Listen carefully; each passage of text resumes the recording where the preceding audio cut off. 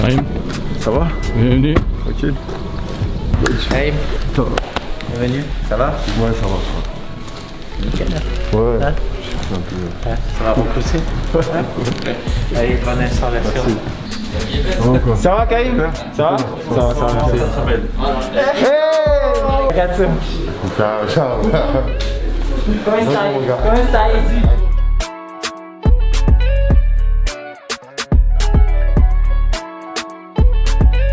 Hello à tous, ravi de vous retrouver dans la quotidienne. Ils sont là, nos bleus sont arrivés à Clairefontaine pour préparer l'Euro 2020 en 2021. Regardez, oh là là, le retour de Cabernet, un flot tapeur. Ils étaient tous sur leur 31. Aujourd'hui, séance tranquille de vélo et test PCR.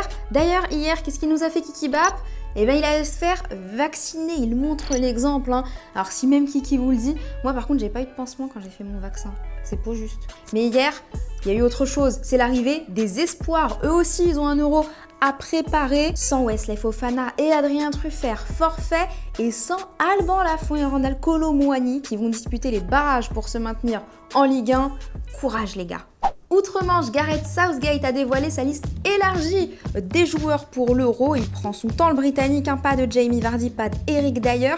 Et Trent Alexander-Arnold pourrait ne pas faire partie de la liste définitive. Dites-nous en commentaire ce que vous pensez de cette liste et qui vous vireriez de cette liste. Pas très gentil, mais il va falloir le faire.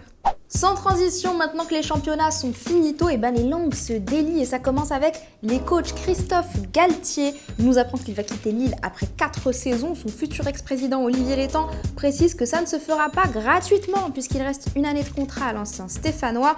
Faudra donc négocier. L'OGC Nice et l'Olympique Lyonnais restent sur le coup. Ce même Olympique Lyonnais qui se sépare de Rudy Garcia. Et le gars, il l'a mauvaise, encore plus quand on lui parle de Juninho, il le dézingue. Il réagissait comme un coach. Depuis novembre, il a mis des coups francs contre son camp. Il y avait trop de dissensions dans ma relation avec Juni. J'ai découvert que quand les recrues brésiliennes ne jouaient pas, il n'était pas heureux. Il a fait des choses dans mon dos, parlé aux joueurs dans mon dos, laissé certains critiquer le coach comme Jean Lucas. Il a manqué d'objectivité et de traitement équitable. Ouais, mais vous connaissez le président Aulas, forcément. Qu'est-ce qu'il a fait ? Il a tweeté, il a dégainé pour défendre son club. Très déçu de la politique de terre brûlée de Rudy Garcia qui réécrit l'histoire. Dommage qu'il n'ait pas su travailler avec Juni, qui l'avait pourtant choisi et accompagné. Que des mauvaises excuses de la part de Rudy. Bruno Guimaraes en a ajouté une couche. Tout a commencé à ne pas fonctionner quand il a manqué de cohérence de ta part. Ça tire à balles réelles et je vous pose donc la question du jour. Rudy Garcia a-t-il raison de laver son linge sale en public maintenant que l'aventure est terminée ? Est-ce que vous pensez qu'il a vraiment ses torts ou bien que l'Olympique Lyonnais ne l'a pas mis dans les bonnes conditions ? Vous nous dites tout et demain, on sélectionnera 2 commentaires. Autre coach qui devrait quitter son navire en Italie cette fois, c'est Antonio Conte. Champion avec l'Inter, selon la Gazzetta, il serait en plein divorce avec ses dirigeants. La faute aux finances, les Nerazzurri traversent une crise financière sans précédent et devraient revoir leurs objectifs à la baisse. Ça tombe bien les gars parce qu'au LOSC cherche un entraîneur. Je dis ça. Je dirais. Je dis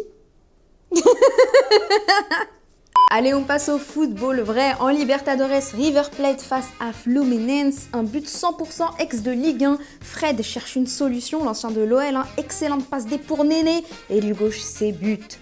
En Copa Sudamericana, Deportes Tolima, Red Bull Bragantino. C'est Lucas Evangelista qui nous a frappé ça du gauche. On appelle ça un zurdazo en espagnol. Petit missile du gauche, tranquille. En Serbie, gros derby pour la Coupe nationale entre les deux Belgrade, l'Étoile Rouge et le Partizan. 0-0. Au tir au but, l'attaquant Nikola Kristovic s'impose face au portier Vladimir Stojkovic. Et là, il s'avance. Le gardien lui fout le ballon dans la tête. Et que je me jette par terre, c'est la Commedia dell'arte. Hollywood, la bagarre derrière. Quel cinéma. Mais ça, je suis désolée, c'est le football vrai. Et ce soir, c'est quoi ? La finale de la Ligue Europa. Bien sûr, Villarreal face à Manchester United. Ce sera sans Anthony Martial. Et regardez à l'entraînement, Harry Maguire était assis sur le teco, forfait le défenseur. Coup dur pour les Red Devils. Pourtant, Ole Gunnar Solskjaer, lui, il surfe sur la vague, mais il est bien. Quietly confident, as I've always said, trusting the players. These players are ready for this. I've seen in them something growing inside of them, more and more confident, more and more robust. You have to prepare to win. We plan to win. We expect to win. We are ready for this. Hier, hier, je vous demandais si l'AC Milan était selon vous un bon club, une bonne destination pour Mike Maignan. Timothée, pour toi, c'est évidemment le club parfait. Pour lui, il sera titulaire puisque Gianluigi Donnarumma quittera probablement le club. Mathias, tu nous dis, pour un gardien, le championnat importe moins que pour les autres joueurs. Mike Maignan peut évidemment faire un très bon passage en Italie et le Milan est l'un des plus grands clubs européens. S'il arrive à s'imposer là-bas, il pourra jouer dans beaucoup de top clubs. Allez Mikey. Et voilà, c'est déjà la fin de la quotidienne. Si ça vous a plu, vous nous mettez un petit like, vous partagez, vous commentez, vous faites comme chez vous, hein, bien évidemment. Nous, on va se retrouver demain, on va débriefer toute la Ligue Europa et les barrages en Ligue 1, n'oubliez pas. Et d'ici là, on se quitte en image et en musique.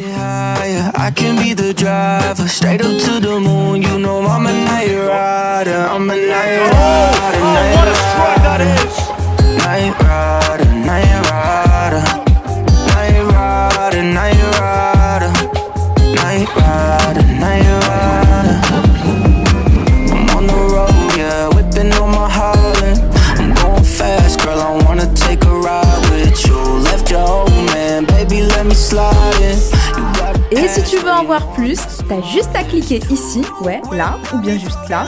Et surtout, n'oublie pas de t'abonner. C'est ici et c'est gratuit.